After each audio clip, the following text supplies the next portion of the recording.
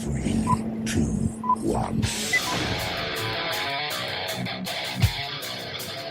Walk with me through the cellar door. The storm is coming, Francis. A portal to a more skeptical world. Cellar Door Skeptics begins right now.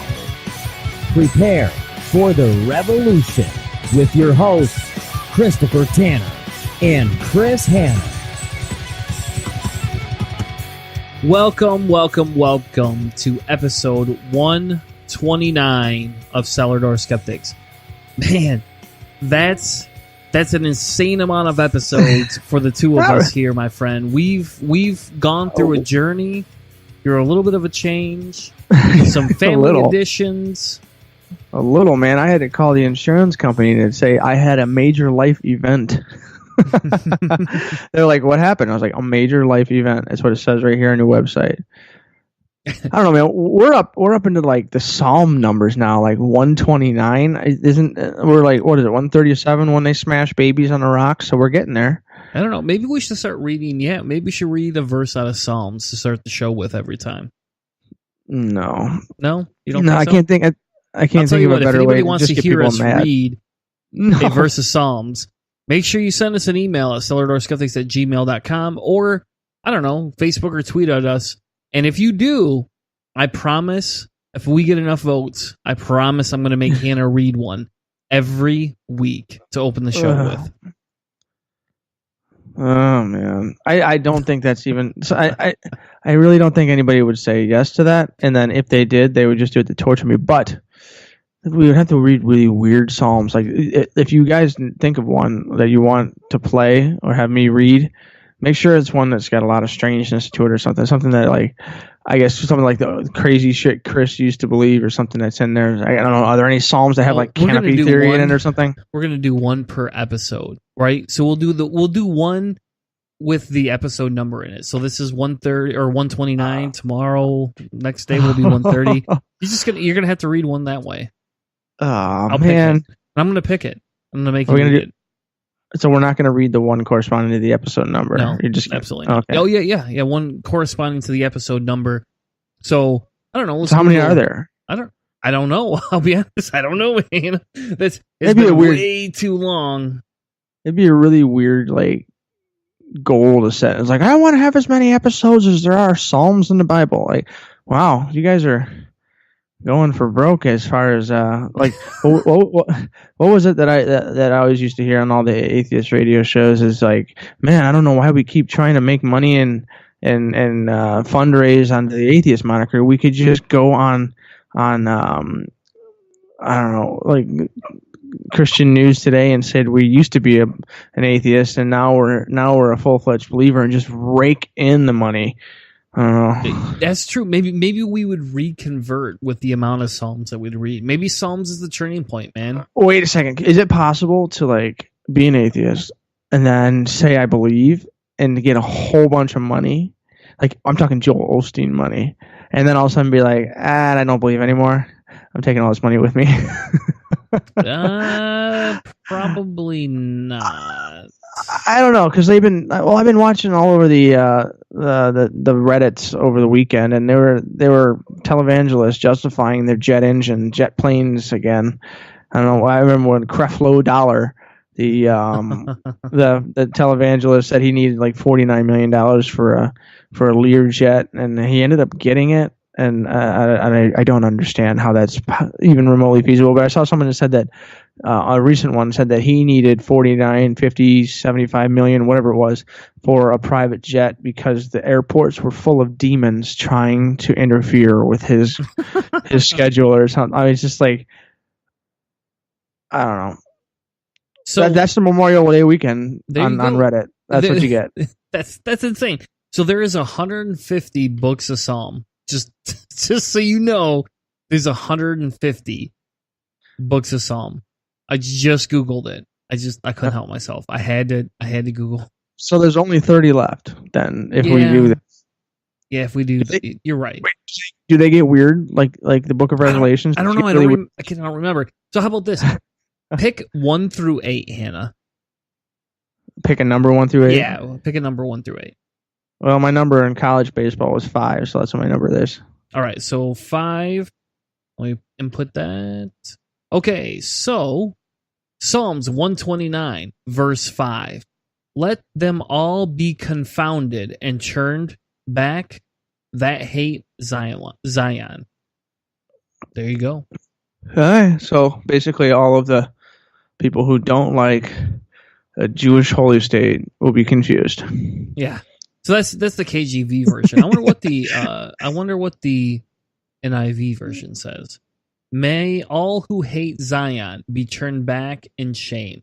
There you go. Hey, that's us. We hate Zion. I don't want to live in Zion. I mean, I guess I don't know. Hold on.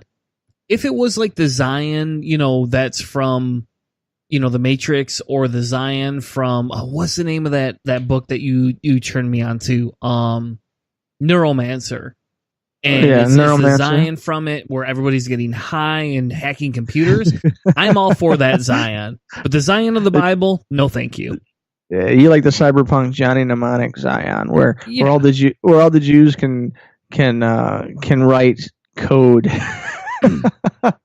That'd be an interesting one. I think that might be a little bit better than. Well, you know what though? If you think about it, like the Jewish state is pretty sophisticated lately. It's actually something that'll tie in a little bit to our Memorial Day thoughts here, because like one of the things that we wanted to kind of just start off the show with was just thoughts. It's Memorial Day. We're coming off of an extended weekend, and we're kind of giddy and goofy and weird. And like I have just a kind of a love-hate relationship with the holiday, because it's fun.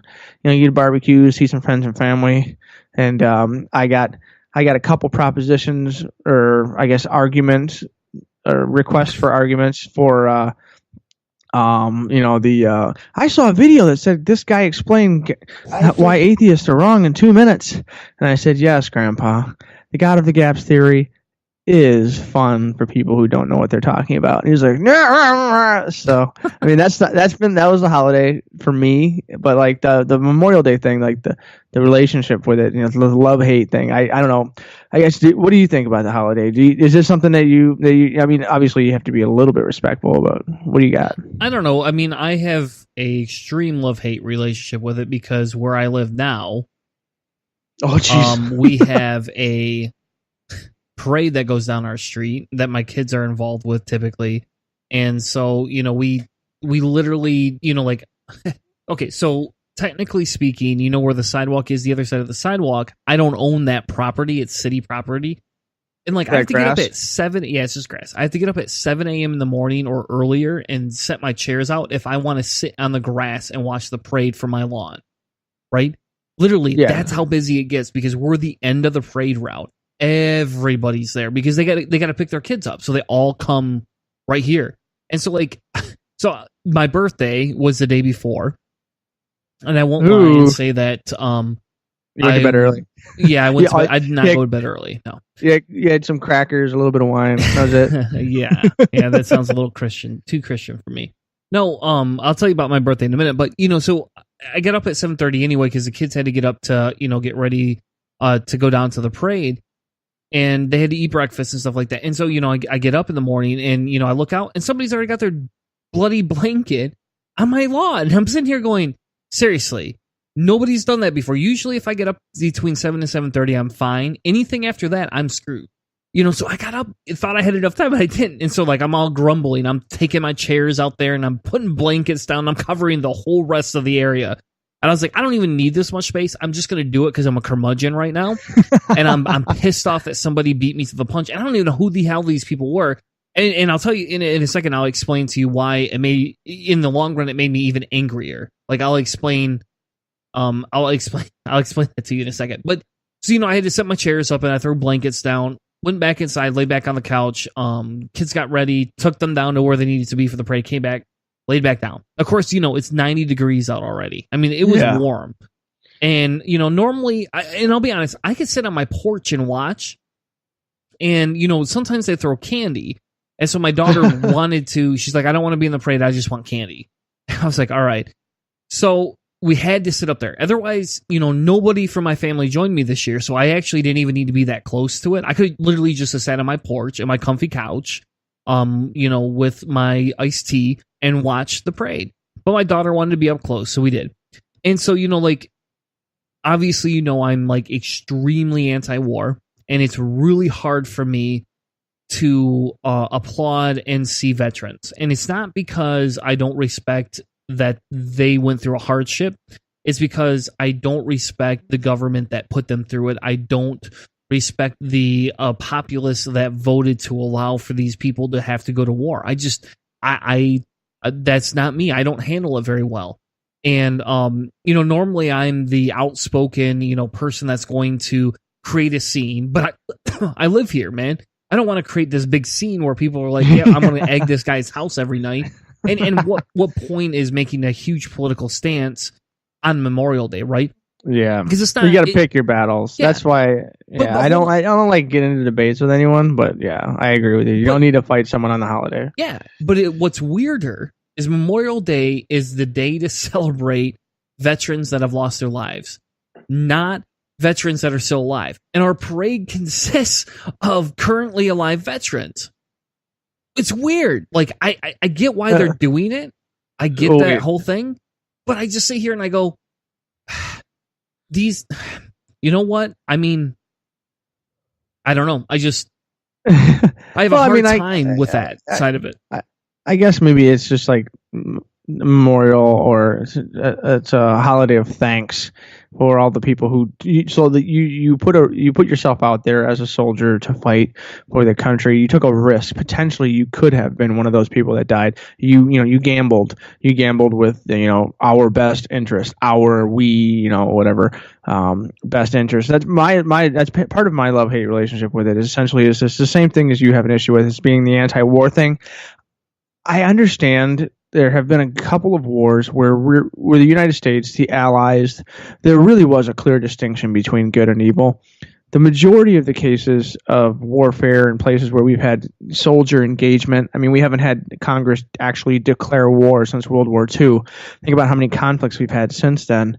East Timor, all the dictatorships that were toppled, the democratically elected governments in Latin America that were toppled during the Wilsonian, excursions. There's a lot of terrible things that happened throughout the United States history where it wasn't clear black and white, and American soldiers were used as pawns. And it's just, they passed away. They fought valiantly, but passed away. The entire Vietnam debacle, all those kinds of things. Like, I respect completely and totally memorialize all the people who gave their lives, but I also, I can't feel a lot of pride from it. It's one of the things that, I think about when I think about what it is to be an American. There's a band called The Descendants, and this is a lyric that always comes to mind on this type of holiday. It says, this is a song called American, with just the apostrophe and then American. This is their quote. It says, "I come from the land of Ben Franklin, Twain, Poe, and Walt Whitman, Otis Redding, Ellington, the country that I love.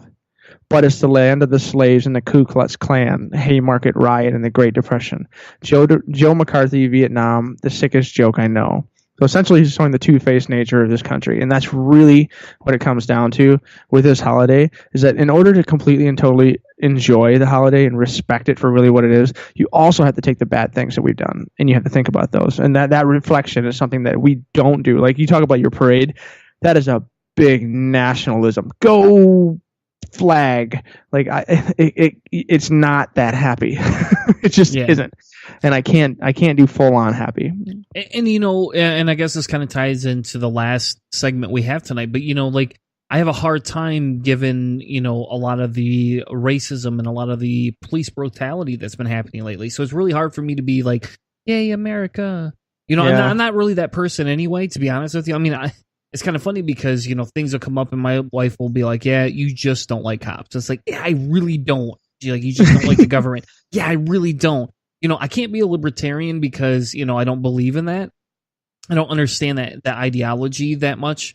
But you have that much of a problem with authority that you're I'm that anarchist, and it's in my opinion, somewhat it's good to have a little bit of anarchy built into the system. There has to be people like me that want to upset some of the status quo, because if you don't have that, you're just going to maintain this. I don't know. You're just going to maintain this ebb and vibe, and that's just going to be this natural flow that will not change. And I get rapid change is bad, but at sometimes it's needed. Right now, there's a lot of people being murdered, in society for no reason, and it's due to racism, and whether it's built-in racism or not built-in racism, it's racism. And it's kind of funny because I work in an industry, in manufacturing and stuff like that, and we do these programs called Lean, and we do 5Sing, and we do all these things to enhance our process. And then I sit around and look at different government organizations, and I say, hey, why aren't you all doing some of these things? And I get you can't take exact manufacturing principles and put them into society. I get you can't do all of that. But in this case, you could say, hey, what's the number one reason people are dying by cops? Oh, it's because we're racist and we're subtly racist and scared. Oh, it's because we have an extreme gun mentality. But yet, we're not doing anything about it. All we are is just figuring out how to excuse it, how to allow police to go without, facing recompense, and we're not forcing the government to check itself. I'm of the mindset where if we de-gunned every fucking person in society, police included, maybe we'd all be better off. I don't know. I'm willing to give that a chance, but that's my problem. Is we're at that point. And when we look at our current government state, and we look at the current government that people have elected because they thought, hey, let's make America great again, they just want to make America white again. They don't want to make it great again. I mean, hell, look at what Trump said on Memorial Day. Did you hear any of the garbage that was coming out of his mouth? It was mostly it was basically him saying that everything is great now that he's here. Yes, he took a day to remember fallen military personnel and turned it into look at me. And I'm sorry, but the epitome, just the epitome of that. Like, I don't even care if you want to say I'm rebuilding the military. Good for you. You literally took this and said, look at everything. It's all because of me. Thank you for electing me. If you believe that, I'm sorry. You're shallow, man. Like, my 9-year-old daughter has more skepticism built into her life than you do. And I know that's really harsh to hear, and I know that's like extremely aggressive, but I just sit there and I look at that and I go, anybody that can justify what he said. Now, if you're like, hey, I voted for Trump, but I disagree with what he said, and this is why, because I don't, blah, blah, blah, blah, blah. Okay, at least we can find some common ground. I'm sorry, but you cannot turn a day of remembering somebody else into something about you. I just, the nepotism, or not the nepotism, the egocentrism. Yeah. The me of that whole thing just is just idiocracy 20-fold. Well, they're losing. It's another part. They're losing sight of the whole holiday itself. It's like I said, there's a two-faced nature to this country, and it should be a somber holiday. It should be. It really should be. We're essentially celebrating the life and massive death, massive loss of life, of what it means to be a Democrat or a democratically elected person and country, and have a democracy as our governing, that we can possibly make bad decisions, and these are some of the things that we can do. And we can have a president up there who is the narcissistic center of the world. But I mean, in the end, really, it really is, it's a somber holiday, and I kind of treat it that way. And people are like, why are you so grumpy around the holidays? Like, I'm not grumpy, but it's like it takes some self-reflection. And so, like, all of these things that you just mentioned, the racism, all of the authoritarian complexes, things like that we have, Nate, we really need to sit back and on these national holidays where we're talking about what it is to be Americans and what it is to sacrifice to make the American lives better, for the sacrifice for the greater good. What are they doing? How do they do it? It? What are the bad decisions that were made? What was good about Vietnam? Yes, there were wonderful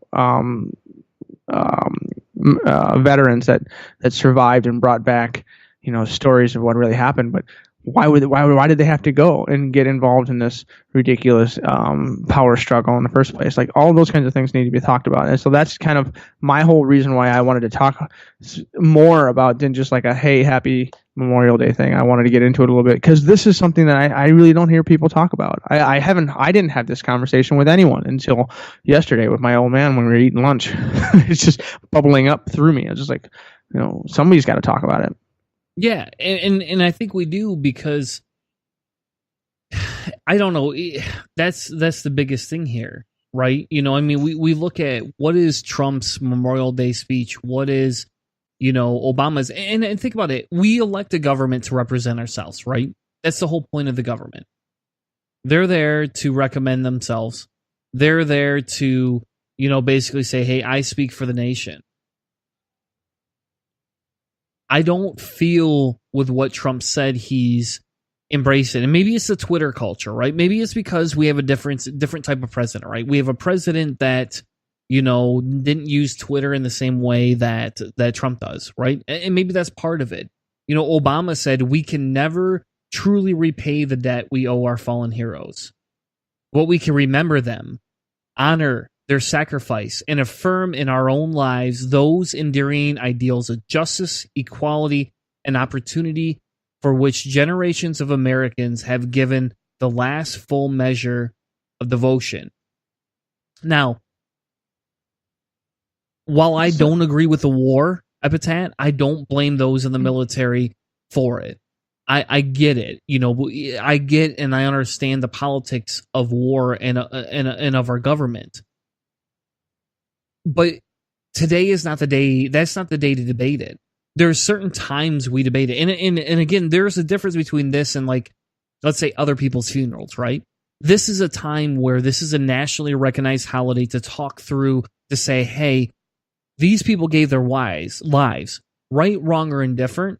That's what these people did.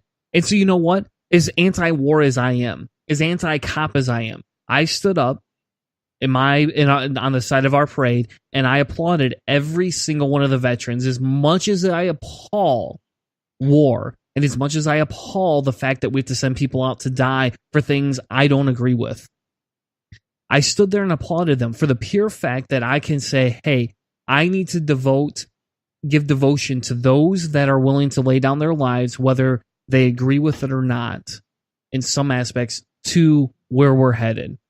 And, if we had a fascist government, which maybe we'll turn into, we don't have that. We're not there yet. Trump is not Hitler. I don't care what anyone says. He's not Hitler. So he has a lot of walls to go through. But you know what? I tell you what, if the government does start going through some weird stuff, man, I will join the resistance. I would. I really would. I would get out there and do my weird Michigan militia or whatever. I would. So. Yeah. Whereas Trump, let's fight the powers that be. Made the whole day about himself. Exactly. Well, of course. I want really quick, just one thing. I really think that since Trump doesn't have a filter and his Twitter is directly him and his narcissism, I would be curious to see if people like, I don't know, Nixon or Reagan or Clinton, I bet you if they were given their own Twitters during their times, I think their national personalities would be a little bit like this. I think what we're used to is a president that's been filtered, and what he says goes through 2 or 3 different hands, and they clean it up and they make it, presidential. I think with President Trump, it's worse than average, but I do think that the people that have come before, they would have these kinds of tendencies, that kind of, that type 1 personality, that aggressive male masochist. I do think that if given the chance, past presidents would have been kind of the same douchebaggy way if given a direct line to the people, or through their personalities or whatever. And that's true. And, I don't know. I mean, I won't lie and say he didn't try and honor people. It's just the other side of things. Yeah, it's just the other side of things. I mean, he did say they inspired their communities and uplifted their country and provided the best example of courage, virtue, and valor the world has known. They fought, bled, and died so that America would remain safe, strong, and free. And if he just shut up, right there, if Trump just shut up, let that be what he said, and moved on without a whole Twitter statement, I think we'd all be a lot better for it. I bet you that beginning was the AIDS, and the second half was him. Yeah, except for earlier, the Twitter comment actually came before his speech. Maybe they changed the speech because of the Twitter comment. I don't know. I don't know. It's just chaos. If you look at the whole of everything and you understand what Trump's MO is in some aspects, right? And you understand how he uses Twitter in some aspects. The Twitter, and we've done a discussion on this before, but in some aspects, the Twitter side of things is like his unfiltered voice. Yeah, it's him. It's direct. It's a direct stream of consciousness to the empty cellar that is his mind. Yes. And with that being said, I'm hoping that we get a president that next time that can at least filter themselves, so we don't have to hear the garbage that spews out of their garbage mouths. We're going to take a quick commercial break, and then we're going to join a new organization called Blasphemy Apparel right out of Michigan and have a interview with them about their new company, how you can support them, and why we find them to be another amazing organization right out of Michigan. We'll be right back with more Cellar Door Skeptics.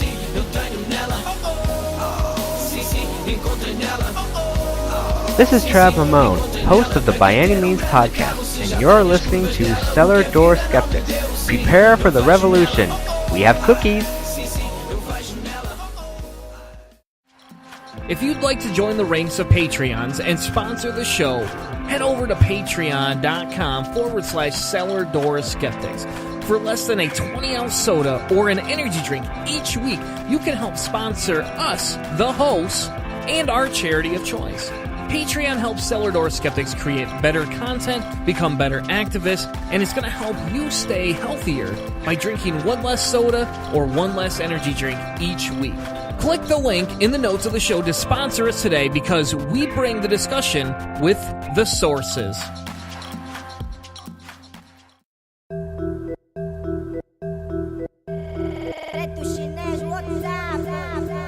Hey, this is Keith. And this is Jen, and we're from Not Another Atheist Podcast. You're listening to Cellar Door Skeptics. Join the revolution. And now, back to Cellar Door Skeptics with your hosts, Christopher Tanner and Chris Hanna. Welcome back to the interview portion of Cellar Door Skeptics. This week for our interview, we decided to have a local company out of Michigan on the show tonight. What kind of drew us to this was about a month and a half ago, we were at the Michigan Atheist Convention, and while we were there was a unique company called Blasphemy Apparel, and they had some very unique t-shirt designs, definitely designed to provoke thought. And I thought, hey, why not have them on? Let's talk about the origins of their company, what they're doing right now, and kind of what the mission is within the community. So without further ado, please welcome Blasphemy Apparel to Cellar Door Skeptics. How are you tonight, guys? Great. First off, hi, my name's Aaron from Blasphemy Apparel. Hi, I'm Nick from Blasphemy Apparel. And we are doing great. Glad to be here. Awesome. So we saw you at the Michigan Atheist Convention. Ironically enough, I talked to one of you through the CFI Facebook page, I don't know, probably a month before the convention. And then that's kind of when I learned about your t-shirt company. And then when we got introduced inside of the Michigan Atheist Convention, I said, hey, why not have these guys on the show? They have some extremely thought-provoking t-shirts, some which may even anger people just a little bit, and talk to them about their growing company inside of the Michigan market. Yeah, I try my best to be on Facebook a lot, to contact as many people as I can and tell them about my business and just do networking and try to figure out where I can get in to sell these shirts, because I'm very passionate about this business and I just want to get these shirts out there. Awesome. So tell us a little bit about yourself. I guess tell us about your background. How about that? Let's learn a little bit about Aaron and Nick and find out what drove you to this point in your life. Okay, well, Nick and I, we've been friends for about 10 years now, and we neither of us grew up very religious, but we decided when we were probably about 17 to really start doing a lot of research on what Christianity has to offer. So we just started watching documentaries and having talks all the time about it, and basically have came up with the conclusion that it's a fairy tale and it's bad for humanity, and that's kind of in a nutshell what we believe, and we're sticking to that. So your t-shirt designs are definitely meant to invoke a conversation, I would say. And it's kind of funny because those that have listened to the show know that both Hannah and I come from different backgrounds, but we have the same taste in music. Now, in fairness, I am probably a lot more sacrilegious in my taste in music and my desired t-shirts. For example, I wear death metal t-shirts probably for 80% of the t-shirts I wear. Even if it promotes a satanic theme. The themes on your shirts, like I said, are very thought-provoking, and they go out of their way to elicit what a lot of people would call sacrilegious. So what's the ideas behind Blasphemy Apparel and the ideas behind the shirts that you're designing right now? So the idea is to basically, like you said, help people start a dialogue about sensitive subjects. And for example, our most offensive shirt is a image of Adolf Hitler about to receive a blowjob from Jesus Christ. And so the thought behind that was, what else was Jesus doing during the Holocaust? If he was doing anything else, if he was blowing anyone else, they'd been like, hey, stop blowing me. You should probably go save the Jewish people. So Adolf Hitler is the only person that he could have been spending his time with, if he was a god, which we all know he's not, but if he was. So just stuff like that. We have another shirt. Our first shirt that we came out with was Jesus, and he's eating a hot dog in front of a starving Ethiopian child begging for food, because starving children is something that, makes me very sad. And when people believe that there's a God that's all powerful, like, why are these, children, these innocent children out there starving or getting bombed or, all these terrible, terrible things happening to innocent people? Where is your God? Yeah, so, or when Christians or whoever says, oh, God loves, then we see that we saw a bumper sticker or something like that that said God loves all the children. Or it's like, well, what about all the African children that are starving? And what about, not even African, what about just all the children in general that are starving? Does God love them? Kids born addicted to crack, and does God love them? Apparently not. Yeah, and we tried not to do anything. We stay away from upside down crosses because we don't want to be confused with Satanism, because Satan is also part of that same fairy tale, so we don't worship anything. Yeah. So we're strictly blasphemous, and we want to stick to that. So some of the ideas, like you're talking about, you want to stay away from the Satanistic aspect, and that's commendable, because there's enough satanic t-shirts out there, I'm sure, to flood the market without any more coming into play. So on the blasphemy side, a lot of the arguments and discussions that I've been involved with, and I'll admit I've been out for about 5.5 years or so as an out atheist. Some of it was when I first came out, I have a Fear Factory shirt that says F your God. I mean, like, literally, that's what the back of the shirt says. Now, that's part of their song, right? And the song is called Christploitation, for anybody that's never heard of it. But so I have a shirt, and that's actually provoked several conversations. Now, a couple of them have been, hey, do you really need to use the F word on the shirt? The thing I've noticed is, inside of the 3 of your shirts that I've seen, and maybe you have more, you actually don't use swear words. You have very thought-provoking imagery, but you're not using the dialogue to provoke the discussion. So is there a tactic to not doing that? Is there a reason you guys don't do that? Or is that just something that maybe has accidentally slipped through the cracks?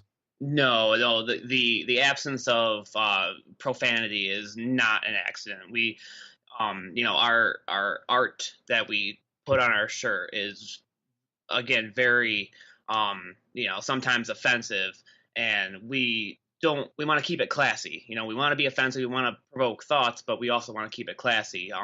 So far, the only shirt we have that has dialogue on it is a picture of, it's Jesus, but it's his head and Channing Tatum's body, so it's very sexy Jesus, and it says deeply penetrated by the Lord, which is meant to be like almost confusingly pro-religious, and that's kind of part of our humor. We wanted someone to look at it and go, oh, that might actually be they might actually be for God, but then you have to sit there and look at it for a minute and be like, wow, no, that's actually really, it's really blasphemous. Well, it's kind of like there's a band called POD, and one of their first albums, it talked about, shoving a boot up Satan's, butt, right? And if you listen to the lyrics and all these other things, it's obviously very pro Jesus. But on an outside look, you would never know that. Like you would hear the music, and then you would hear, talking about kicking Satan. They don't say "I love God" every 30 seconds, but they talk about destroying Satan in certain aspects. But they talk about it in a very weirdly sexual way. It's like you do always wonder. It's like that. What's that South Park? There's a Faith South Park episode. One. There you go. Yeah, Faith plus one. That was the motivation, the inspiration behind that shirt. We're very big South Park fans over here. Well, and you can see that a little bit in the imagery, and I was actually going to get to that tonight. Is South Park an inspiration?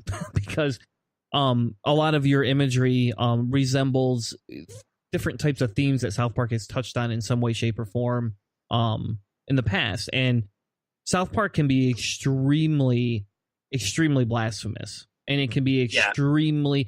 I don't always agree with South Park sometimes in their social justice views, but I do typically agree with the idea behind how they challenge the mainstream media and mainstream thought process of the majority of the world.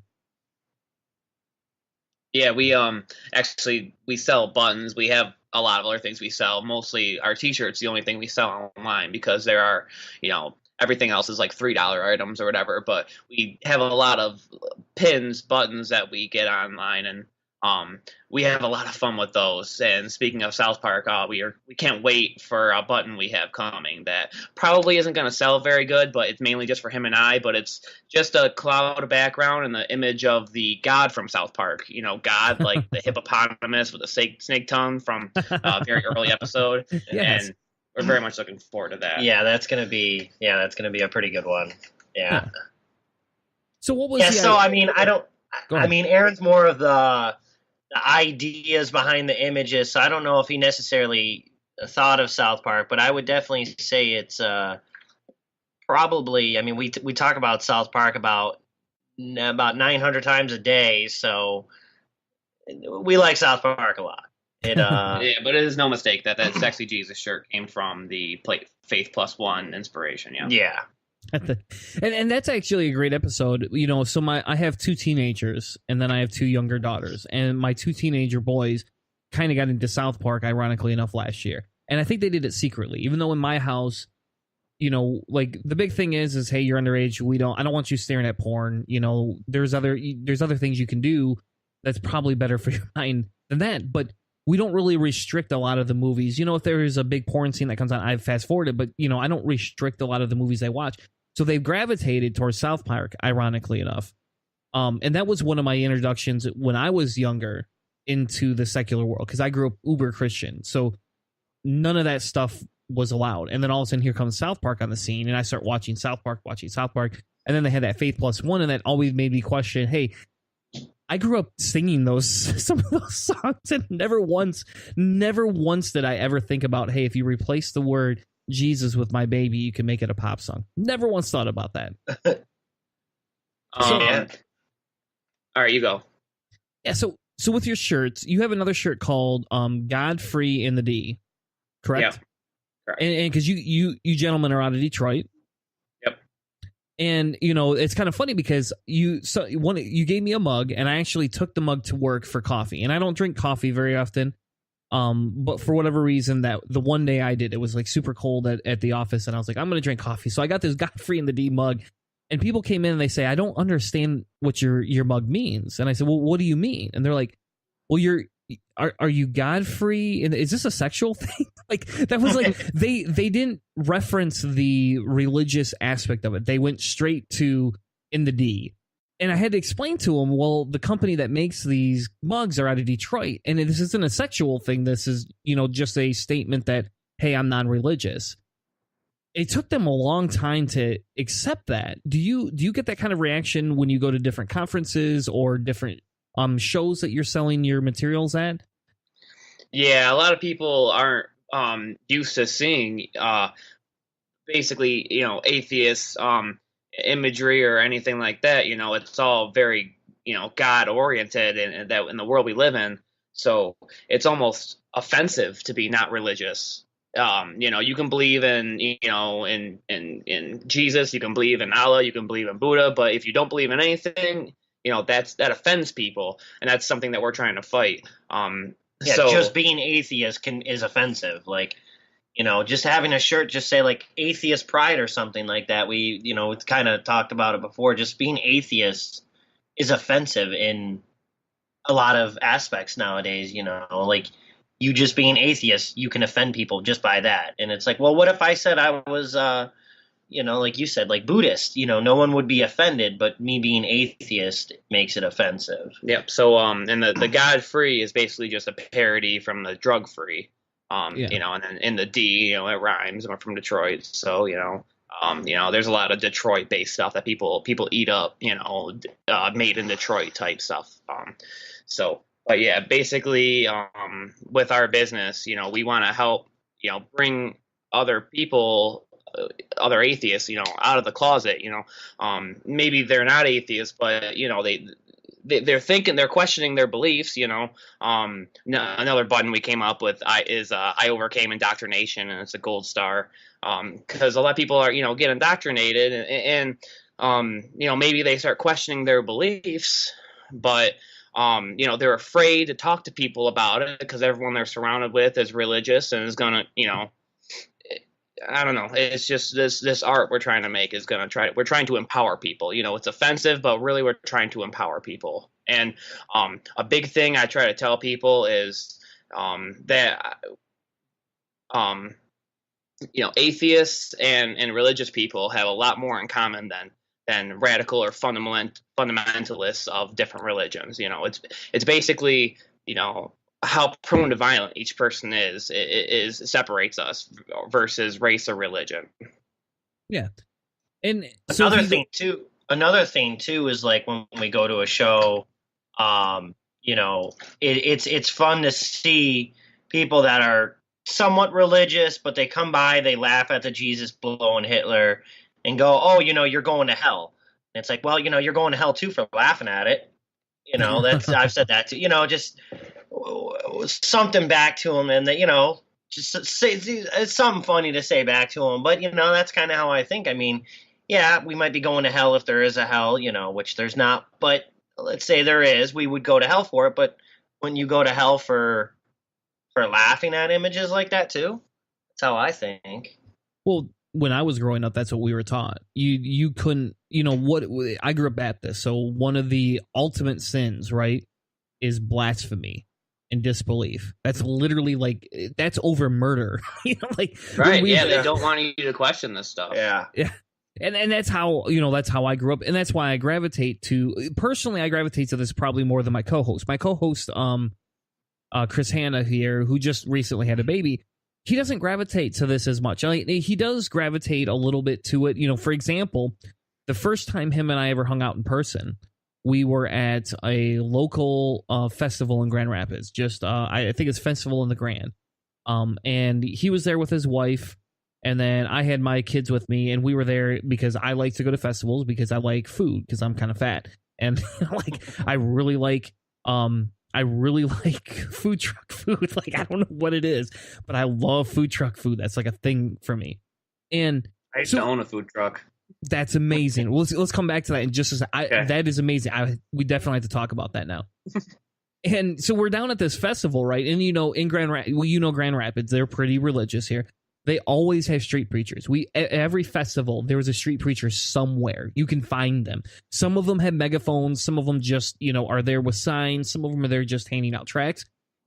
We thought it would be fun to go have a conversation with one of them. And I don't want to mean this in a sexual nature, but we tag team this guy. Like, Hannah would ask questions. And then I tag team guys like that all the time. Yeah. And it's fun, right? That was fun. My kids kind of got annoyed. My kids are like, seriously, Dad, don't you have better things to do than this? Can't we go get another taco, or can't we go get, some ice cream or something?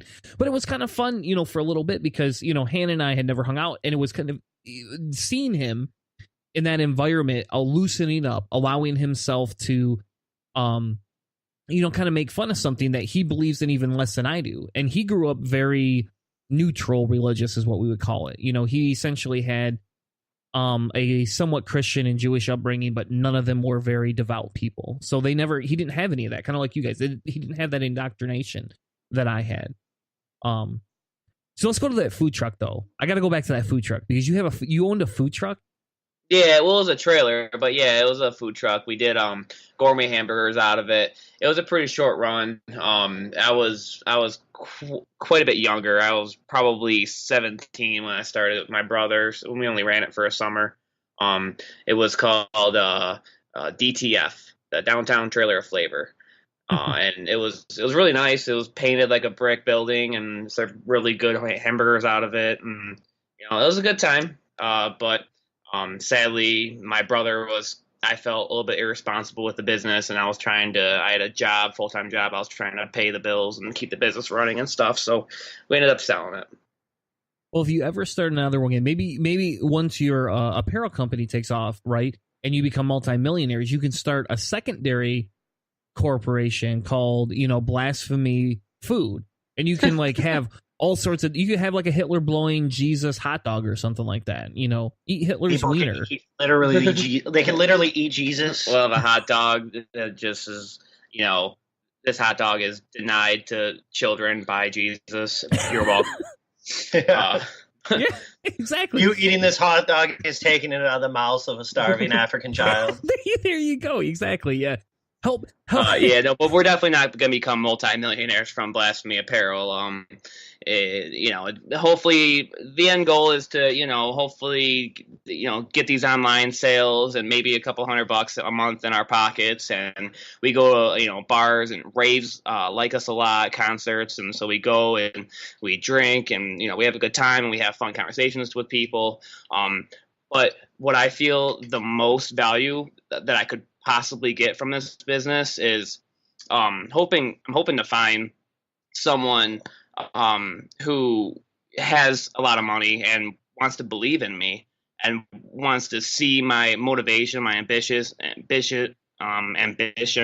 and maybe help me achieve, because I'm an entrepreneur at heart. My two biggest passions are starting small businesses or investing, and blasphemy, really. So I took the two things I liked and made a little table, but I want to find someone who is like, wow, this guy, he's out there, he's doing it, he started a business, and wants to get to know me a little better, and might want to invest in me and other businesses that I might come up with. Yeah. And that's admirable. And, it's kind of funny because some of the discussions that come up in the atheist community, and our show is not strictly an atheist show. We're obviously a politics and science show. But after we went to the atheist convention and we saw your booth there, it struck up a conversation Hannah and I actually had. We talked a little bit about what did I used to do. My old podcast was, extremely aggressive anti-theist podcast for the most part. I mean, we had an episode that we did every week called Conversations with Christians, but in reality it was just a debate show.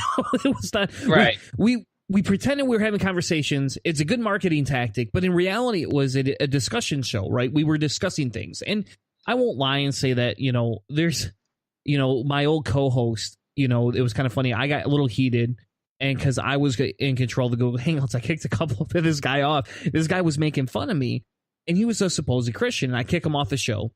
and we go to break and we come back and I had to apologize to everybody and be like, hey, I'm sorry. I didn't mean to do that. I got a little heated, but I'm not having him back on. Like he made fun of me. I'm done with him.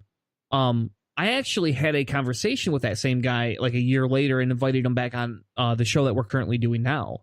And I said, hey, why don't you come back on? Let's talk about it. You can, if you want, you can lambaste me all you want, but just so you understand, this is where I was at in my life. And I think it's very important that different types of atheist and secular type things come out, because you have your CFI, right? And the CFI is very science-based, very politically actively oriented. You have your Michigan atheist, which is politically actively oriented, but also slides to the extremely pushing that anti-theist, agenda. And then you have somebody like you guys who's just saying, hey, we're just anti-theist, or pushing anti-theist / blasphemy apparel. We're just saying, hey, screw everything. There's got to be a place for everybody, because I've been through all three spectrums. And so if you think about it, without a company like yours to come out and say, hey, you can feel proud and make fun of God, and you're not really making fun of Christians, you're just making fun of the idea, hey, let's all go have a beer type mentality. Without that, you can't have a full rounded atheist movement, I don't think. Oh, absolutely. Yeah. People I love going out and selling these shirts because, we carry ourselves in a very professional manner, and we're very likable. So when people come and they see the stuff that we're selling, and it really offends their core, but then they talk to us and they meet us, and we're very nice people, and we can have laughs and stuff, that really, is laying some good foundation to, unite people, and to, we have different beliefs. That's fine. I respect you as a person. I'm an atheist. So this life that we have is the most important thing, as far as I'm concerned. So I respect you as a person. I think your belief system is evil. But I just think you haven't thought about it that much. Yeah. I mean, I probably say to people at least almost once every show, they say, oh, well, I believe in God, that's my God. Well, hey, we live in America. You can worship whatever you want. Just don't persecute me, and I won't persecute you. And but like Aaron said, it's the organized religion aspect is the evil part, not the individual person most of the time. Yeah. So we could still all have fun. We can all have a laugh, have a beer, and still be friends. But this is what we believe, and that's what we do. So tell everybody, how can they get a hold of you? What's the best way? I have your Facebook link and your Etsy page link in the description of the show. But is there any other way that they can get a hold of you? Facebook is definitely the best way to get a hold of me. Yeah, for sure. Message me. I'm always on Facebook, so I'll respond right away. Even if you just want to chat and high five over the internet, I'm just a fun guy. Let's talk. You don't have to buy anything from me. Let's just be friends. Awesome. So as we kind of wrap the segment up, we never got into, are you guys hockey or metal fans? Are you guys big heavy metal fans? So Nick, he's got a Black Sabbath tattoo on his arm, so he's pretty into kind of older school metal. I was a metal kid in high school. I had long hair, and Pantera was my favorite band ever. Now I've kind of strayed away. I'm still into Pantera, but I like to listen to a lot of hip hop. Notorious B.I.G. is my jam. Incubus. I'm all over the place. I love all music basically. Yeah, and I like Slayer back in the day. I still listen to him every now and then, but not really a metal kid. I mean, like Aaron said, I like Sabbath and the old classic rock, metal, whatever you want to call it, but not really anything like death metal or anything. We saw Cannibal Corpse one time. That was pretty cool. I bought a thong for no reason that said "I come blood." Yeah, I wore it at the concert, and I threw it away afterwards. Yeah, I can't believe is there a picture of that? Do we get a picture of that? Yeah, I wish. Yeah, man. I ended up bleeding on it from that concert. It was that time. Yeah. Well, you can't pass that up. And it's kind of funny because Cannibal Corpse is like a staple, right? In the death metal community, and I've seen Cannibal Corpse, I think 4 times. Yeah, about 4 times. And they're a great show. Personally, I don't listen to a lot of their music outside of their concert. Like I've listened to their album when it comes out. I listen to it. If I'm outside having a fire drinking, I listen to it, once in a while. But they're not like my all-time favorite band. But it's kind of funny because the shirt I have, is I have like this rotting corpse that's on a throne of other corpses, and it's pulling itself apart. And my daughter always asks, well, what is that, Dad? And I was like, oh, don't worry about it. It's just a skeleton, it's just an evil skeleton. Don't worry about it. She's like, is he attached to the chair? Is the skeleton the chair, or is the chair the skeleton? And so like they don't even like understand the evil side of it. They just see it doesn't make sense, Dad. Do you understand how unscientific that shirt is? That's awesome. So, well, it was awesome chatting with you guys. We have your links in the description. You guys are welcome back on anytime you want to promote anything. I believe we're working on a commercial with you that you are going to be able to air on our show as well as other shows. And we wish the best to you. That's great. No, thank you for having us. This was our first interview, and I'll admit I was a little nervous about it, so you popped my cherry, and I appreciate that. I'll remember you forever. All right, well, thank you very much. You did pop our interview cherries right now. There you go. Well, hopefully you get many more interviews, and if anybody listening wants to check out and get some t-shirts, if you're not in the Detroit area or the Michigan area, you can purchase their shirts online. Otherwise, if you want to see them locally, I'm sure they post all the time on their Facebook page about each of the different events that they're at. Yep. Thank you all so much for joining us. We're going to take a quick commercial break, and when we come back, we're going to have more Cellar Door Skeptics. All right, thank you, Chris. Yep, thank you.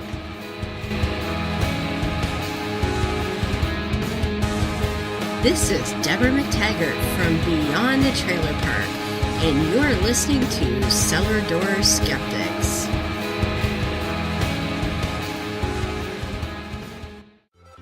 Considering how you want to help Cellar Door Skeptics, head over to iTunes or your favorite podcast app and give us a rating, because every rating helps push us in front of new listeners. And since our main goal here at Cellar Door Skeptics is to provide the most accurate information possible, we hope that more ratings will mean that more people get to hear the topics that we're presenting. We don't insist that we get a 5-star rating, but Hannah's favorite number is 5, and the more gold stars he gets, the more special he's gonna feel. So what do you say? Head on over to iTunes or Google Play, give us a rating, and help engage with Cellar Door Skeptics today.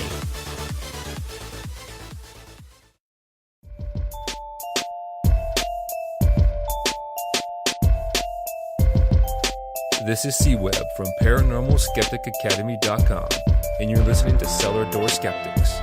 Prepare for the revolution. And now, back to Cellar Door Skeptics with your hosts, Christopher Tanner and Chris Hanna. Welcome back to Cellar Door Skeptics. Thank you all for sticking around through that amazing interview. We met these gentlemen out at the Michigan Atheist Conference, and you know, I enjoyed what they were talking about. I will not wear one of their shirts right now, but you know, we had a great conversation about, you know, what they're trying to do, you know, where they're going with it, and you know, kind of why that type of atheism is still needed in society.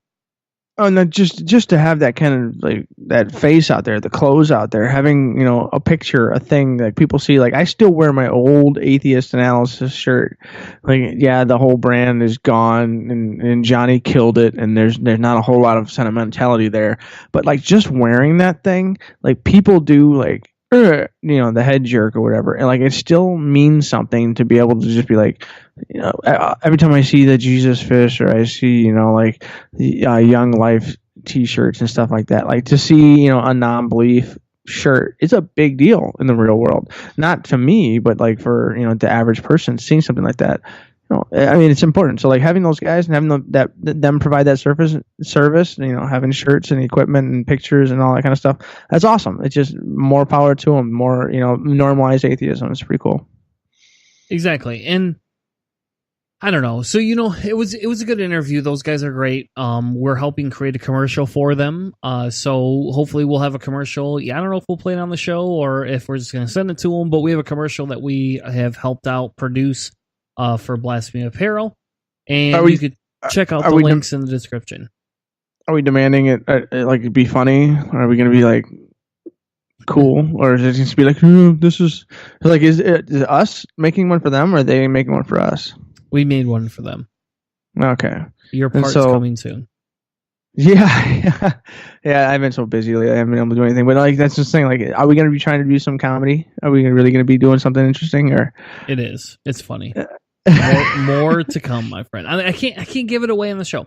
So we'll debut the. I mean, because in essence, they become kind of a sponsor of the show, and so we wanted to give them a little bit of credit and help them out a little bit. So I'd wear their shirt. They sent me one.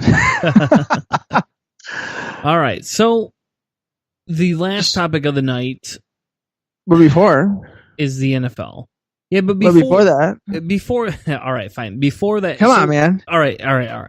So that's fine. So as we're sitting here talking about the last segment of the episode, which is the new NFL decision, and we do have to talk about it because I have a problem with it. But we're sitting here talking about things that have happened over the weekend. So over Memorial Day, my daughter lost a tooth. She did. Lost, or you yanked it out of her head? No, she yanked it out of her own head. It was not me, my friend. She did it herself. She yanks her own teeth out now. My first tooth, my father yanked that out of my head and pulled like my gums out, and it's one of the most traumatic experiences ever. See, I never had that. My parents never did that. They gave me some string and said to shut it in a door. And when I couldn't figure out how to tie it together, I just gave up and didn't care. And then, the Apple thing worked really well. Apple was great before, even the 2000s, before the iPhone 3 came out. But, I digress. But no, anyway, my give you credit. There you go. My daughter, she's 9.5. She's lost her teeth. And, we've had to have conversations, about religion and different other things, because she's gone to a Wednesday night Bible study. And we've talked through these things, and I don't discourage them. I want them to explore, to learn on their own, to discover their own beliefs. But, she's kind of questioned the whole tooth fairy thing, and I've just not said either way. I've just let it go because she gets money for this. This is not like... Okay, so I have free for her or for me. I have a legit question for like a parent that is I'm a budding parent, and you've been kind of doing this for a while. What's the going rate on teeth these days, man? Like what are the you kids sure you want to know? Are they getting a couple ruin bucks it for you? It's not a couple bucks, my friend. Oh, yeah, try $5. Change? Wow, no, it's $5. Man, $5. That's pretty good pay. Yeah, exactly. And that's yeah. And maybe it's the community I live in. I don't know. Like it's been $5. Wait. So kids are talking about this. Like, man, I got $5 for them last week. What did you get? You're kidding. You know what I got for a tooth when I was a kid? 25 cents. That was it. Yeah, I got quarters and nickels and stuff, man. It was just like my dad was like, I got this crap in my pocket. We'll just stuff it up under his pillow. Well, the irony is the other night when I did it, that's exactly what I had. I was like, I only have 20s and 50s. And my wife's like, I don't carry any cash. And I'm like, well, I'm not giving her a 20. She's like, well, you better find something. And I was like, so I dug through one of my drawers and I found like $3 and like $1 and change. I'm like, well, this is what she's getting because I don't have anything else. Like, I don't care. I've given her $5 before. I just make it inconsistent, kind of throw off for a little bit. Give her a Ziploc full of dirty money. No, I don't do that. No, I'm not that bad. So anyway, so I went up there the other night and I went to go put the money under the pillow. Okay. And I'll be honest, there's more than one time I've forgotten to do it. Oh man. Like we're talking sometimes it's like 4 to 5 days, almost a week sometimes. Oh God, the tooth fairy was drunk. She went on a bender. She just didn't make it into town until this last weekend. Yep. So I think she's kind of figured it out. But she asked me one time, and I said, "Well, if we're the tooth fairy, why do you need money then?" And she's like, "Well, because that's what you get for a tooth." And I was like, "No, you don't." I was like, "I thought the tooth fairy left it," and she's like, "Well, I mean, so I wouldn't get money if you guys are the tooth fairy?" And I was like, "I don't know. You tell me." I was like, do you think it's worth giving you money for losing a tooth that's got to come out naturally anyway? Well, I don't know. And I don't know. Well, what would you do with the tooth with the tooth if you got it? Like, I'd throw it in the garbage can and be like, what? She said, "Oh no! My child has stories of what the tooth fairy does with her teeth. Don't worry, it's not a, and your child will too because your child comes from an artist, so your child will have stories." I'm a machinist, so what I'm going to do is I'm going to a little tiny drill. I'm going to drill all of the teeth. I'm going to make a necklace out of them, and That's that'll disgusting. be given to her. That's extremely disgusting. Stop doing that. Don't do that, Hannah. That is a parent fail right there. Oh, come on. Do not make a teeth necklace. That's creepy as fuck, man.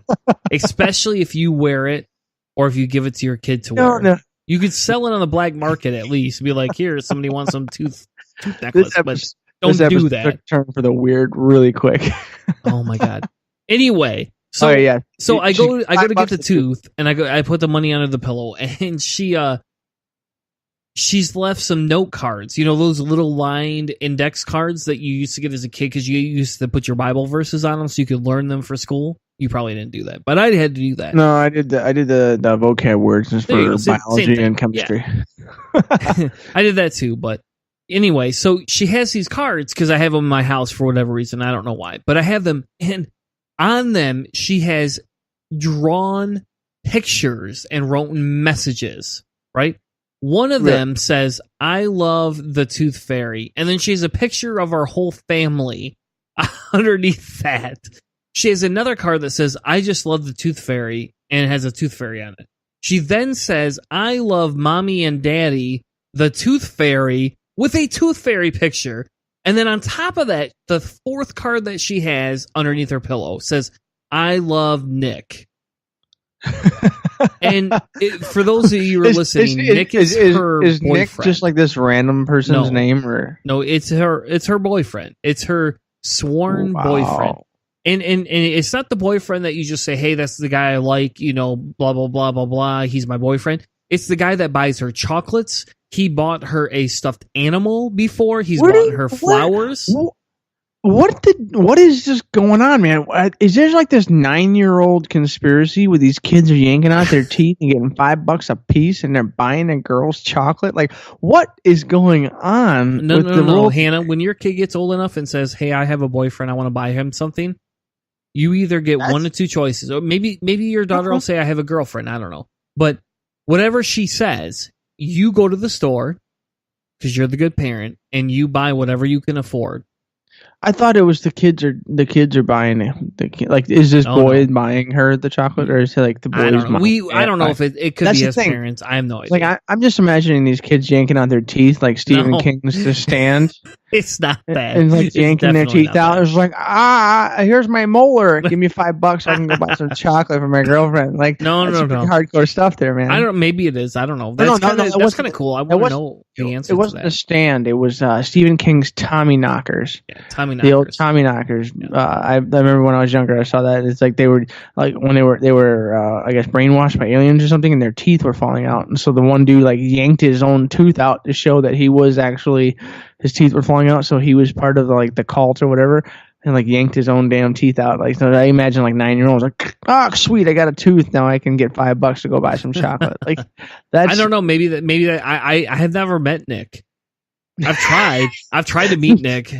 I know he buys her stuff. She has 2 little stuffed animal friends, and one of them came, and I was like, "Honey, you already had that stuffed animal." She's like, "I know, but Nick bought me this one. This is Nick's Darby." Okay. All right, so just make sure when you go to meet Nick that when you do, it isn't Chris Hansen waiting for you at a table somewhere. Who's Chris Hansen? Oh, come on. The Catch a Predator guy is like, "Hello." Oh. You're looking for Nick? No, I doubt it'll be that. I mean, I don't know. You know, I don't care. I've kind of always told Cadence, or my daughter, I was just like, "Hey, whatever you want. If it's a girl, great. If it's a guy, great. If it's a non-binary person, great. I don't care. Like for me, I just didn't know 9-year-olds had money. But okay, so anyways, they do. She's got these cards, and she's got all the. Is this like a choose your own adventure? Like, choose wisely. I don't know. Indiana Jones. So I brought them. Choose. I don't know. I brought them down, and I go. I told my wife, I was like, "Look, you got to look at these. I don't understand what's going on. Like, this is confusing to me." And my wife goes, she set a trap up for you, right? She's going to see if you say anything about one of these cards. She's literally like, I didn't think about that. She's like, yeah, she goes, she wrote, I love Nick because she wants to see if you're going to ask her about loving Nick because that's the next step in the relationship. She's going to ask you about whether, mommy and daddy are the tooth fairy. She did this on purpose to test you, like, because again, her skepticism has come through and essentially said, hey, I don't know if this is true or not. I'm pretty sure I'm right. I'm going to set up a scientific test to test you. It's like, I just got to figure out how to not say anything. Or maybe I will. I don't know. I might kind of, I think she's lost all the teeth she can fucking lose, man. Like, seriously, I can't imagine her losing any more teeth. I might actually just come out and say, hey, you love Nick. That's cool. Make sure you keep it in your pants. She's wearing bras now, for Christ's sake. So, at least, I would just, hey, let's be responsible. Here's some condoms. I can't say that. She's only 9, but. Yeah, that 9-year-old thing. But, like, all I can imagine is, like, the, she's got, like, the 4 cards there, and she's like, choose wisely. And when I said that, my first thought was the Grail Knight from Indiana Jones. Remember the guy, like the old guy that was like, choose the Holy Grail that you think is real. And like the one guy, like, choose like the shiny one, and he drinks it, and he just turns into like dust or something. Then Indiana, like, gets like the most beat up piece of crap on the table and saves Sean Connery. I was like, that's what you have, right? Like, if you make the wrong decision, you're gonna get turned into dust and disappear. But if you choose right, you can like save your friend that's been shot or something like that. She is 3 or 4 steps ahead. I mean, that's just saying it. She's 9 years old and she's laying out these elaborate traps. I mean, you better get yourself ready to go later on, man. If the tooth fairy is a 4-step process, I shudder to think what's going to happen when she's 15, 16, man. She's going to have like, it's going to be like this movie Saw. Like, you're going to have to like saw off an ankle. Yeah, she's going to be like, do you choose feminism, Dad? Or do you choose me? It's like, oh, don't make me choose. Stop doing that. I want to play a game, Father. Yeah. But, on the opposite note, that's good because, my goal is to not raise brainless children. My goal is to raise children that can, question authority, in some aspects, right? Question the populace, question the norms. And, I had a friend that became, was a Christian, became an atheist, had a tragedy, and is now back to being a Christian again. And, it's weird to go through that. And if my kids went through that, that's fine. But, the goal is how do I teach my kids to think critically? How do I teach my kids to understand what they're seeing, how they're raised, and to make positive decisions based on it? For her, it's more or less like, hey, if somebody's fooling me, please just tell me because I would like to not be fooled. And that's a fair, that's fair because when you take it and look at, politics and different things like that, I hope she takes the same skepticism and the same, ideology and applies it to politics. Hey, don't feed me the rhetoric of how do I make America great again? Tell me what you're going to do that. Oh, you're not going to help black people? Oh, you're going to tell black people they should be exported because they want to kneel for the anthem because more of them are being killed than anybody else in the United States? Well, good. Maybe she should think about that because that's where we're going in the future. And that's, some of the dictates that we have right now. I think really in the end, what you're getting to, like the reason I wanted to talk about this story is because like what you're getting is essentially like a well-rounded individual that whatever decision she makes in her life, like she's going to be inoculated from bullshit.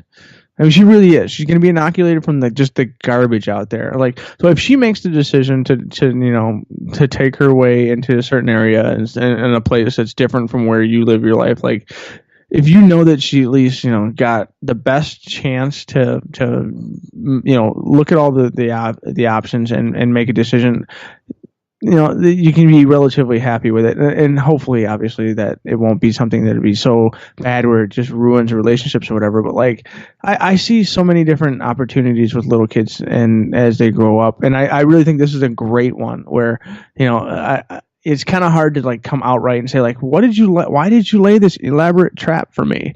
But like also like the fact that she did it, it's pretty cool. Like I will say that. Like I don't think this kind of complexity comes from kids that often, right this early.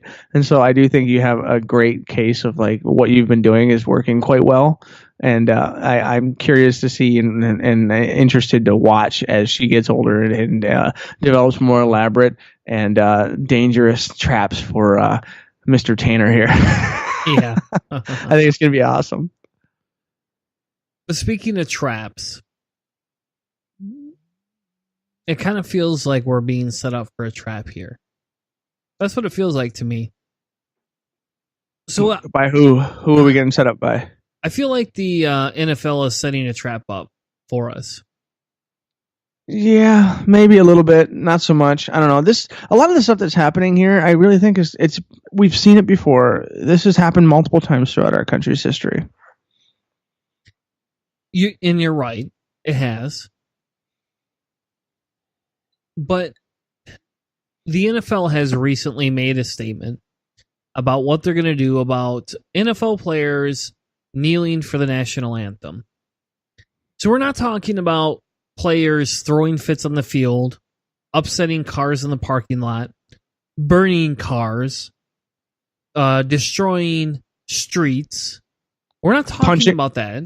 Punching their wives, murdering people, a lot of well, that happens, but you know, and that's what I'm saying. Like, we're not like protesting guys that beat their wives or shoot themselves in the legs like Plaxico Burress or any of those other. This is just people who are peaceful protesting, right?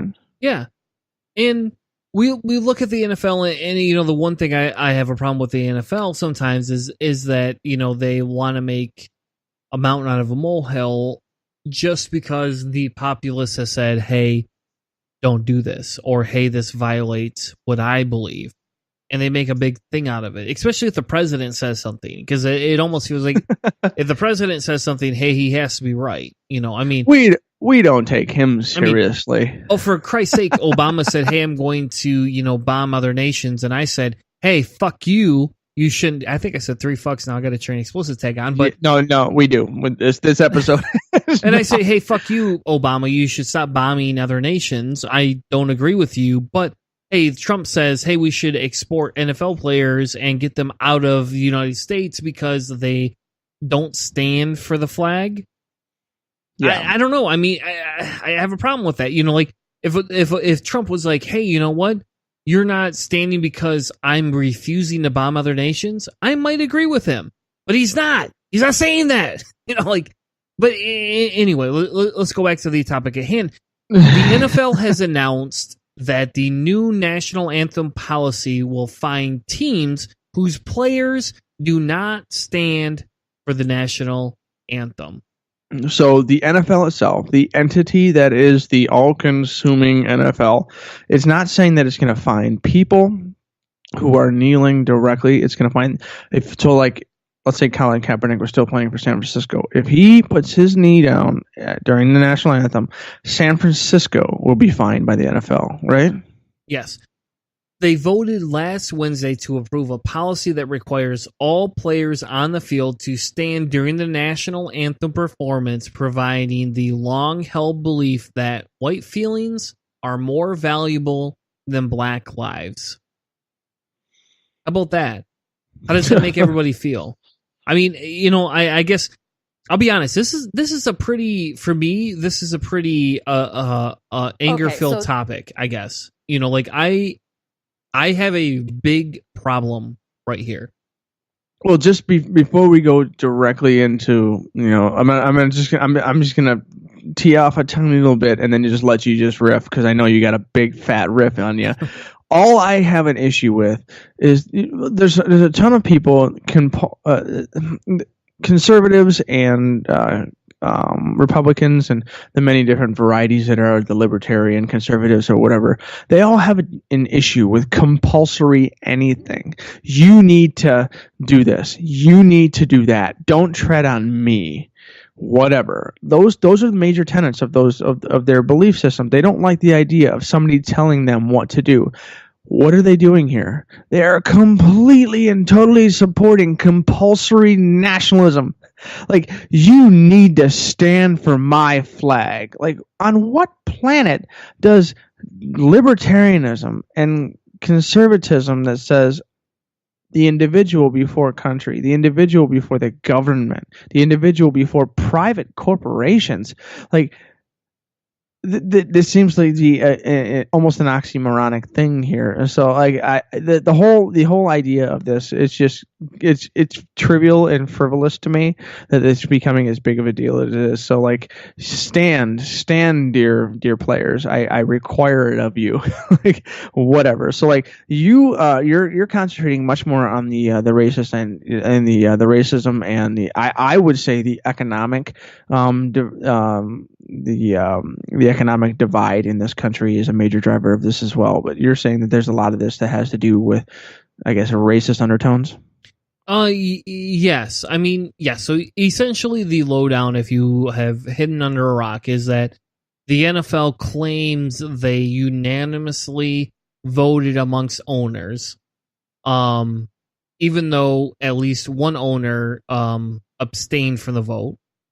But supposedly they all unanimously abstained or unanimously voted that everybody should be able to stand and not sit or kneel without getting a fine during the national anthem played for NFL games, right? And they claim that, you know, the decision is so strong that we hope players have input on this, but we already made a decision, right? So whether it's good or bad, we have to deal with it. I think the main thing out of all of this is that each different club is having an open communication between the players and ownership about the issues going on in the community and trying to change it. So they're saying that, hey, look, you can stand, not stand, you can kneel, you can sit, but your club's going to get a fine. So if your club's okay with paying the fine, then we're okay with distributing it and you can do what you want. And so to me, it says two different things, right? The first thing it says is that, hey, you can no longer protest without having to pay for your protest. So it would be like if you and I went out into the street and held signs up and stood in front of Trump Tower and said, Trump is a horrible piece of garbage. He should be banned from the United States. And somebody said, hey, we're going to bill Cellar Door Skeptics $200 every time they stand there. And we're like, okay, well, we don't know. Maybe we'll accept that. Maybe we won't. Well, the one wrinkle in that is that it's not so much just like out in public protesting. It's either at your jobs. That's the only wrinkle that a lot of people have. Is just that this is at my place of work. Why is this as big of a deal? Because the company says this. So the whole private corporation thing. That is the big wrinkle that a lot of people are throwing out there. Yes.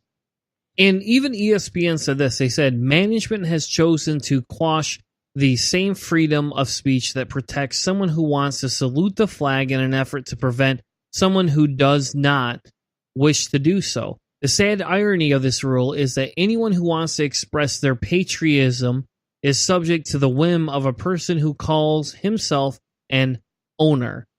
And I know not all NFL CEOs are for this, and I know not the true American patriots are always cheering at this decision today. So what that's saying is that not everybody agrees with this. Yeah. Not everybody's on board with this. But this is the way that NFL has chosen to move on. And there's a Root article, and I've kind of moved towards, reading the Root for a lot of different things. Now they're very opinionated, but I found that they talk about subjects that a lot of people find uncomfortable. And they talk about the concessions that NFL has given players who want to protest against the unjust killings of unarmed African American men, women, and children. They essentially said this. They said, hey, look, the new rule says you can just stay in your locker room. That's how you can protest. So we're now going to dictate how you're allowed to protest.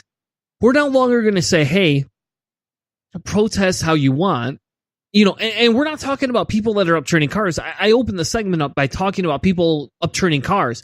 That's what happens when certain teams win or lose championships. White people mainly. For Christ's sake, the fans are burning cars in neighborhoods because their team won or lost. And it doesn't matter which way it goes. They're doing it. But yet we have people on the field kneeling instead of burning cars. It's not like Colin walked out in the field and said, hey, I'm going to set that goalpost on fire, man. I'm going to set that fucker on fire. I'm going to make it burn to the fucking ground here. He didn't say that. He didn't literally walk out there and burn a goalpost. He didn't burn a flag. He just said, hey, I don't agree with this. I'm going to take a kneel. And there's actually history behind that. Yeah. I was going to say, he started sitting. So I'm assuming you want to go in, what was his, like, he's a Green Beret? Was his name? What was his name? I don't know the guy's name. You tell me the guy's name. I don't know the guy's name. I can't remember his name, but either way, there was a Green Beret that Colin Kaepernick got into contact with, and as far as I know, he was a pro football player, and he became a Green Beret, and that was the whole background. That was something that you found the link in there. You found some stuff in there that was halfway decent. Yes, and so essentially, there's like an ex-Green Beret that talked to Colin about this, right? And essentially what happened is he said, hey, here, let's talk about this. You want to sit. So I guess Colin originally sat during the national anthem. He's saying, hey, let me explain to you the reason we kneel for a protest. He says, the reason it's suggested to kneel as a peaceful protest was that soldiers take a knee at the grave of fallen soldiers as a sign of respect. He also said this. He said, in biblical times, taking a knee is what people did when they were bringing their pleas to God. Kneeling is done when the person doing the kneeling becomes so desperate for something that they are willing to do. They're willing to go on their knees and beg for it. That person doing the kneeling is demonstrating that they recognize that the person they kneel in front of has the ability to give them what they are not able to obtain on their own. It's a sign of submission. Colin was not disrespecting the flag. He's not disrespecting the nation. He's not disrespecting the fucking people that are veterans of this country, right? He's not doing any of that. The Green Beret's name was Nate Boyer. If you just look it up. We have a couple of links in the description. You can see there's basically an open letter that Nate Boyer gave to Colin Kaepernick, and essentially it shows everything that they talked about. They talked about, because Colin, when he first started doing this protest, he just simply wouldn't stand. He would just keep sitting on the bench, and he would just wait there. He just hands across his knees and sit there.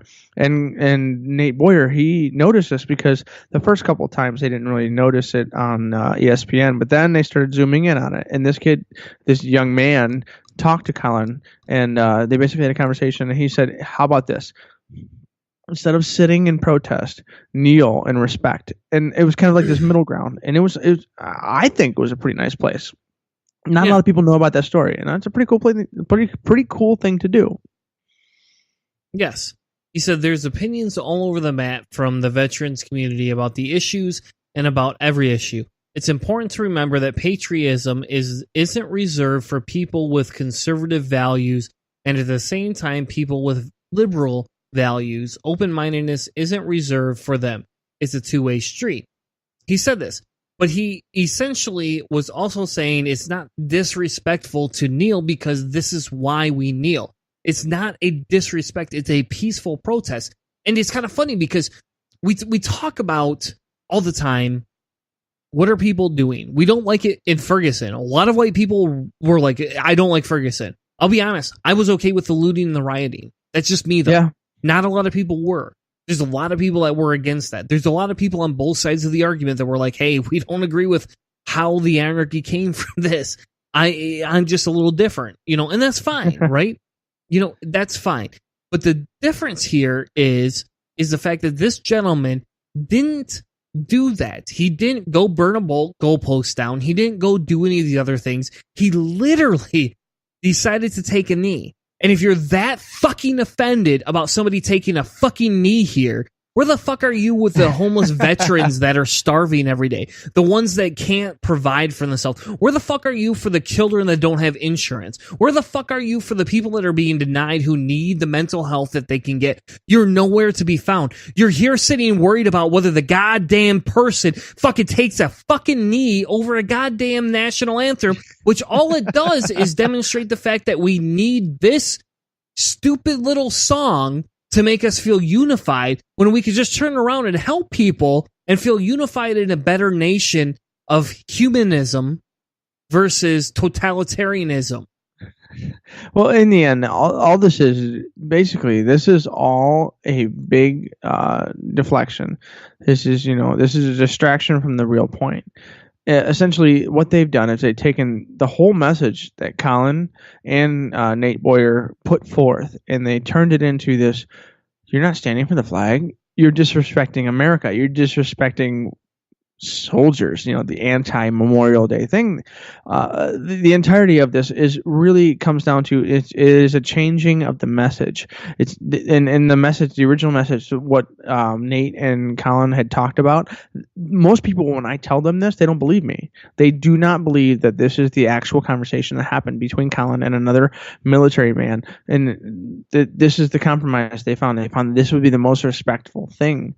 And it's unfortunate that is what has happened here. And what I like to do is I like to back it away from the racism and a lot of the easy emotional angles for this conversation, because there are two things that I have a problem with when it comes to this, because this is a private sector. So these are private corporations. The NFL is a private entity, and it's no longer a nonprofit, as far as I know, because that was a big deal for a while. Is that the NFL was considered a nonprofit and it was making billions of dollars in profit.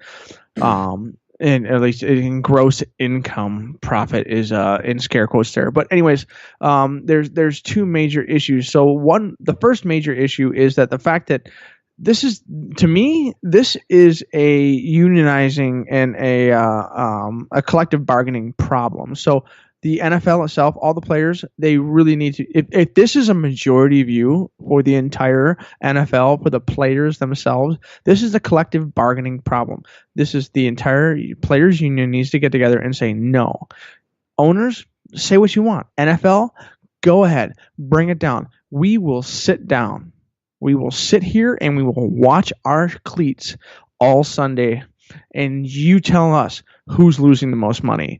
I guarantee you, it happens every time. It's always the same. If you pinch the rich people where their pocketbooks are, they will change. If the NFL, all of their players just sat down on their asses for a week, I guarantee you there would be major, major changes here. And then the other problem, leaving that collective bargaining issue is that people keep saying that this is a private entity. This is private work. This is, your workplace. Well, almost every major stadium build and maintenance is publicly funded. So these states publicly fund these places to play, and there's tons of money that gets given in tax incentives to these teams through the idea that these teams will bring in economic booms to the cities. But these teams are supplied through economic discounts and through tax incentives to build their stadiums and everything. That's public funding, man.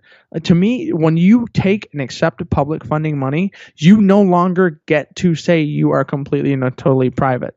That's just a place for me. I mean, it really is. You can't say that this is completely and totally private. If you're taking tax money, you're taking tax rebates and tax breaks, you are now publicly funded, and you have to deal a little bit, maybe not 100%, but you have to deal a little bit with the people who are funding you, which are the local tax patrons and the state, if it's a state deal. But I mean, this is a big deal. As far as I know, the Ford Field for Lions and the Joe Louis for or the replacement for the Joe Louis for the Detroit Red Wings and the Pistons. I mean, we're talking millions of dollars in Michigan money that is going into tax rebates, tax breaks because of future tax or future economic prosperity. And so, we're basically here have a whole bunch of tax money. but you don't have to deal with anything as far as being like a public employee or anything like that. Like that would be weird. Yeah, That's, and so like, the union has already basically said they're going to challenge this ruling. They're going to challenge it. They're going to look through the bylaws and see what it does and see if it's a violation of collective bargaining. And the LA Times had an article that talked about, there's a difference, right? In the NFL, it's a little bit harder to be a solo player. I mean, there was some solo players that could drive a lot of change. But, in reality, the football teams are not like NBA or baseball teams. A baseball team, the guy could hit a... Yeah. You can have a superstar and they're a lot easier than you can in the NFL. And that's the difference, right? Well, I would say that an NFL quarterback who made it to the Super Bowl, like Colin Kaepernick, yeah. he could be a superstar there and make that kind of change. And I kind of think he has. Yeah. He got kicked out and he changed the entire feel of the entire league. Yeah. Look at it this way: who watches basketball a lot? Basketball is a lot more of a mixed audience than football. Yeah, well, it's incredibly diverse, and they're much more progressive. Football. That's a fact. Yeah. A lot of white people watch football. There are white people that watch basketball, but not. It's a lot more of a mixed segment. Yeah. The NBA is one of the most socially progressive American sports leagues out there. Whether we agree or disagree with some of the decisions, that's a fact. It is, right? If the NFL dynamic changed, it could be different. It isn't.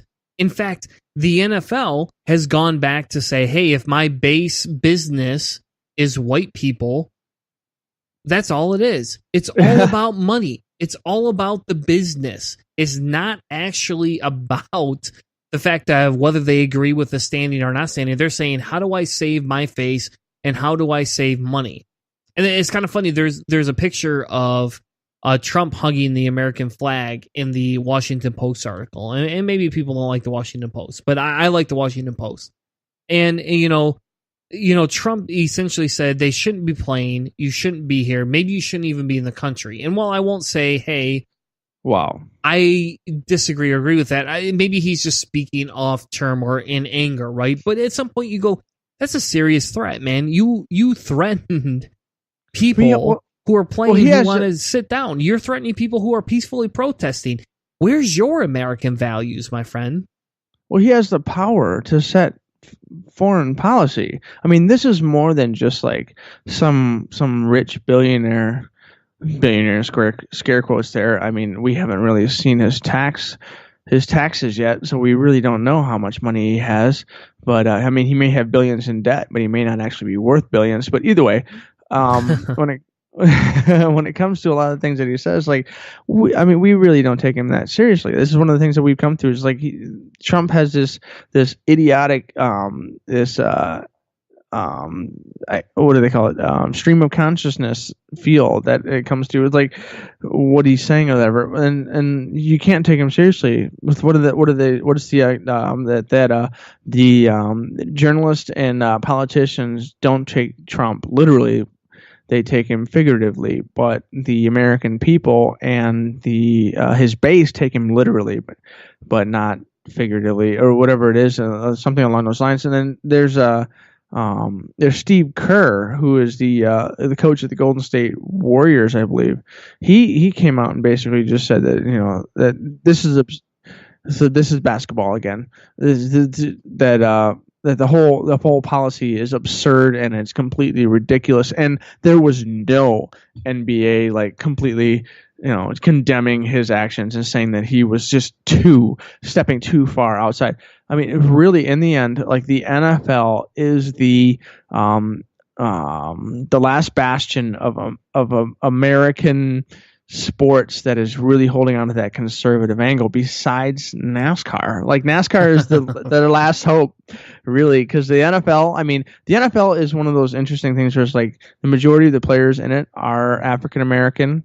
But it's definitely not respected that way. So like the NFL or the NBA is much more diverse in its viewership and in its players.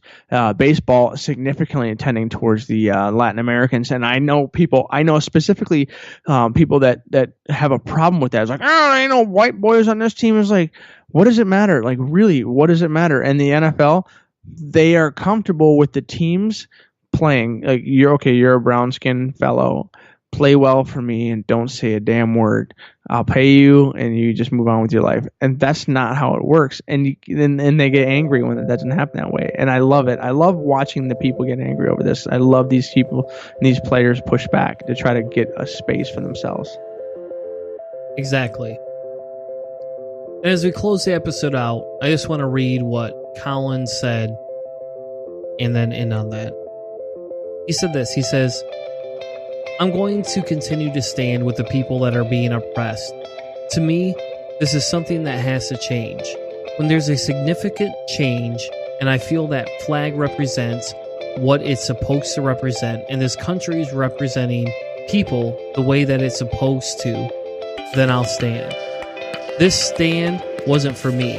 This is because I'm seeing things happen to people that don't have a voice. People that don't have a platform to talk and have their voices heard and effect change.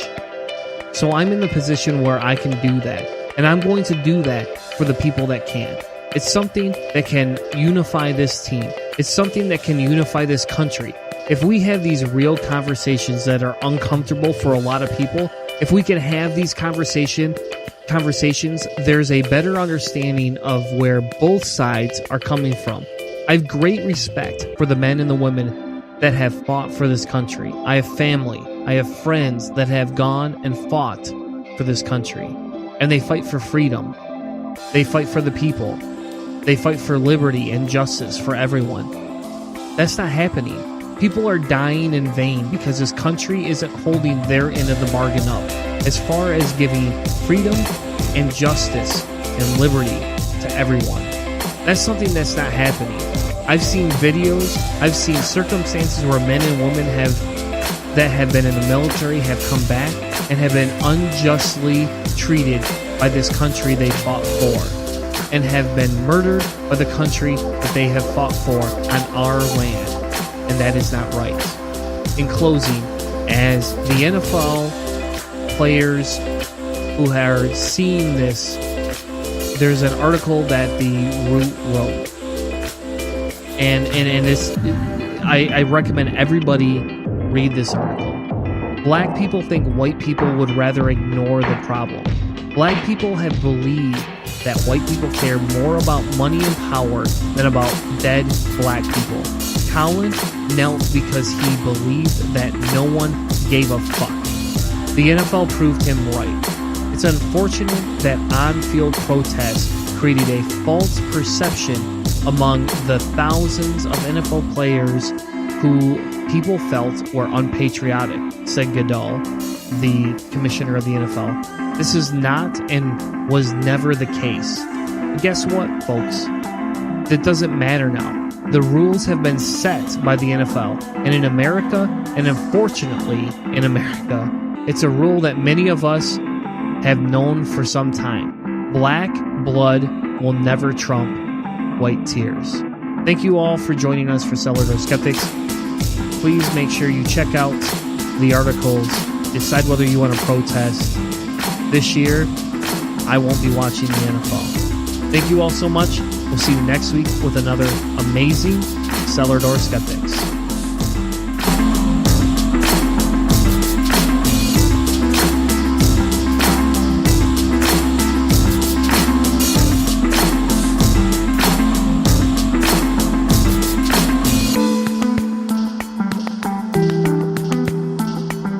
You've been listening to a presentation of Cellar Door Skeptics. Check us out on Spreaker. CellarDoorSkeptics.com